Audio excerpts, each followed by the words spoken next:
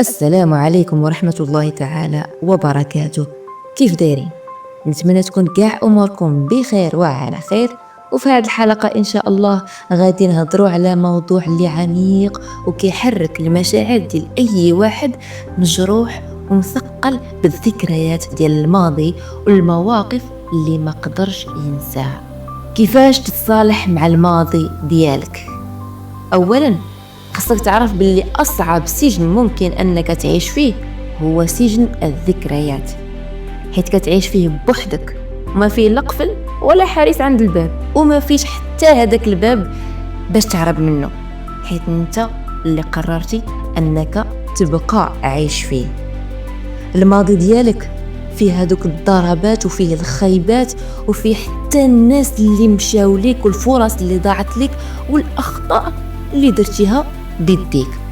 وكل مرة كتجلس بوحدك كتعاود تفرج في هذاك الشريط ديال الذكريات ديال الماضي ديالك، وكتبقى كيف ديما كتلوم في راسك وكتبقى تقول لو كان درت، لو كان ما درتش، لو كان رجعت بيا الايام. ولكن سمعني، ماشي الماضي اللي كيضرنا، المشكل هو كيفاش كتفكر فيه وكيفاش كتبقى حابس راسك فيه.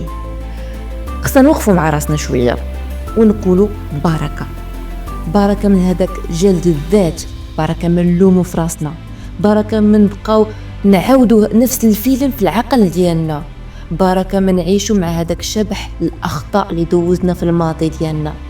المصالحه مع الماضي ماشي معناها انك تنسى، اتونسيون، وماشي معناها انك تهرب منه، بالعكس المعنى ديالها وانك تفهمه وتتقبله وتطلق الصراح ديالو. اذا كيفاش تصالح مع الماضي ديالك؟ بهذه الخطوات اللي غنقول دابا. اولا اعترف باللي وقع شحال هادي، ما تكذبش على راسك وما تغطيش الشمس بالغربال كيف تنقولوا، وقول بصراحه ايه انا غلطت في هذاك القرار، ايه انا ضريت هذاك الشخص، ايه انا تأذيت من هذاك الشخص. المصالحة مع الماضي اولا وقبل كل شيء كتبدا بالصدق مع النفس ديالك. ثانيا سامح راسك، كيف قلنا في الحلقة الماضية، خلي راسك يكون هو صاحبك ماشي العدو ديالك. راه انت كنتي كتصرف حسب الوعي اللي كان عندك في هذاك الوقت، كنتي كتعلم، كنتي مازال كتبحث، وكنتي مازال كتطيح ومازال كتجرب ومازال كتفشل، وهذا الشيء طبيعي جدا حيت انت انسان ماشي ملك. ثالثا سامح الناس اللي جرحوك، ماشي على قبلهم ولكن باش انت ترتاح، وهذا الشيء ما كينقصش ولو 1% من القيمة ديالك، بالعكس هذاك الكره وهذاك الحقد وهذاك الغضب قد ما سامحتي للناس قد ما تخلصتي منه، حيث الا خليتيهم في الداخل ديالك هذاك الالم او هذاك السم اللي كتحس به ديال الكره والحقد والغضب باش كتبقى تفكر في الماضي غير كيزيد يغذي هذاك الشعور ديال الالم. دونك تخلص منه عن طريق تسمح لهذوك الناس، الله يسهل عليها، ياك قفرها ياك ضرك، الله يعاوننا ويعاونو، الله يسامح، وحتى ربي كيجازيك على هذاك المسامحه. وانت نعم سيدي كتخلص من هذيك الطاقه السلبيه. رابعا خذ من الماضي دروس ماشي قيود، خلي كل تجربه تعلمك ماشي تحكم عليك انك تعيش مضرور حياتك كامله. خامسا بدل التركيز ديالك، ما تبقاش تعيش في هذيك الكلمه ديال لو كان درت. بركه عيش في هذه الجمله اللي غنقول دابا، اشنو نقدر ندير دابا؟ راه الفرصه الحقيقيه هي اليوم، هي هذا الوقت اللي فيه انت دابا. ديما قول راسك شنو نقدر ندير دابا. سادسا كتب رسائل وما تضيعهمش، غير كتبهم وحرقهم من بعد. كتب رساله لراسك كتسامحوا فيها، كتب رساله للناس اللي جرحوك وحرقها من بعد. وحتى الا بكيتي مرحبا، حيت حتى الدموع بعض المرات كتغسل الداخل ديالنا.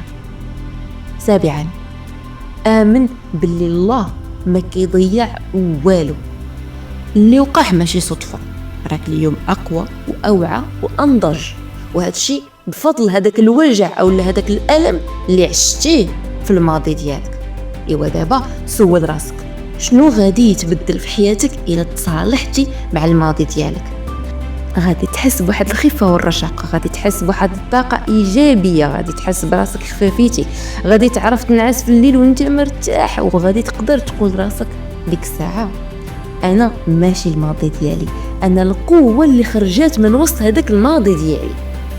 واخيتهم وميس كيف تنقولوا في جميع الحلقات، الماضي ديالك فحال شي صفحه كتكتب فيها شي كتاب. الا بقيتي كتقرا في هذيك الصفحه كل نهار ما غاديش تدوز تكتب صفحه جديده. ايوا طوي هذيك الصفحه اولا قطعها انت كاع اولا دورها باش تقدر تكتب صفحه جديده من الكتاب اللي العنوان ديالو حياتي. اطلق الماضي ديالك وخليه يولي درس ماشي عائق. عيش الحاضر وكتب المستقبل اللي انت باغي تعيشه بيديك. وكتب لي في التعاليق شنو هي الحاجه اللي بغيتي تصالح معاها في راسك، شنو هي الخطوه اللي غادي تبدا بها من اليوم. وإلا عجبتك هذه الحلقه بارطاجيها مع شخص مازال سجين الماضي ديالو وما عارفش كيفاش يخرج منه. إلى حلقة مقبلة إن شاء الله، أستودعكم الله الذي لا تضيع ودائعه، والسلام عليكم ورحمة الله تعالى وبركاته.